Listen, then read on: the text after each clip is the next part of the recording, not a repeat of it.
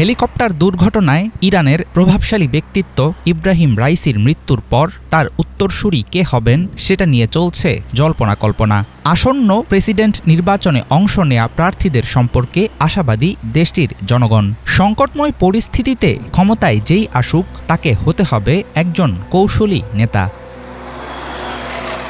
ইরানের পরমাণু কর্মসূচি বিষয়ক সাবেক মধ্যস্থতাকারী সাঈদ জালিলি ও সংসদের স্পিকার কট্টরপন্থী মোহাম্মদ বাকের গালিবাফ নির্বাচনে প্রতিদ্বন্দ্বিতা করা উভয় প্রার্থীর বিষয়ে ইতিবাচক ধারণা পোষণ করেন অনেকে।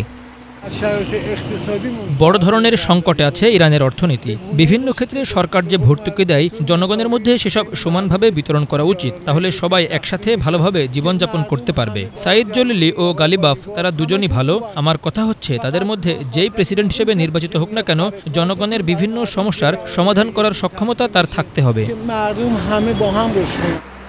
আগামী ২৮ জুন ইরানে অনুষ্ঠিত হতে যাচ্ছে প্রেসিডেন্ট নির্বাচন। প্রতিদ্বন্দ্বিতার জন্য মোট ৬ জন প্রার্থীকে চূড়ান্ত অনুমোদন দিয়েছে দেশটির সর্বোচ্চ নীতি নির্ধারণী স্তর গার্ডিয়ান কাউন্সিল। অনেক ইরানি মনে করেন রাইসির জায়গায় দেশটিতে প্রয়োজন উদারপন্থী কোনো নেতার। নতুন প্রেসিডেন্ট যদি প্রজ্ঞা ও বুদ্ধিমত্তার সাথে উদার মানসিকতা নিয়ে আন্তর্জাতিক অঙ্গনের প্রতি মনোযোগী হন, তাহলে বেশ ভালো কিছুই ঘটবে। সংস্কারপন্থী প্রার্থী মাসুদ পেজেকশিয়ান সম্পর্কে আমি মনে করি ইরানের রাজনৈতিক ব্যবস্থায় তিনি আবার খোরদাদ সরকারের সুসময় ফিরিয়ে আনতে পারবেন। সেই সাথে মানুষের মাঝেও সক্ষম হবেন নতুন জীবনী শক্তি ছড়িয়ে দিতে।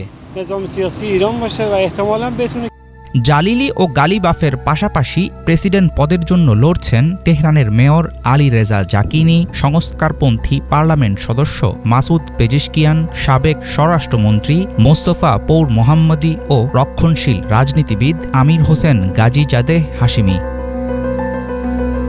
আয়াতুল্লাহ খামেনির পর প্রেসিডেন্ট হচ্ছে ইরানের সবচেয়ে ক্ষমতাধর পদবি। চরমপন্থী মনোভাবের কেউ নির্বাচিত হলে কতটা মঙ্গলজনক হবে সেটা নিয়ে আছে সংশয়। তবে সবার আশা নতুন প্রেসিডেন্ট আসলে অনেক সংকট থেকে মুক্তি পাবে দেশটির বাসিন্দারা।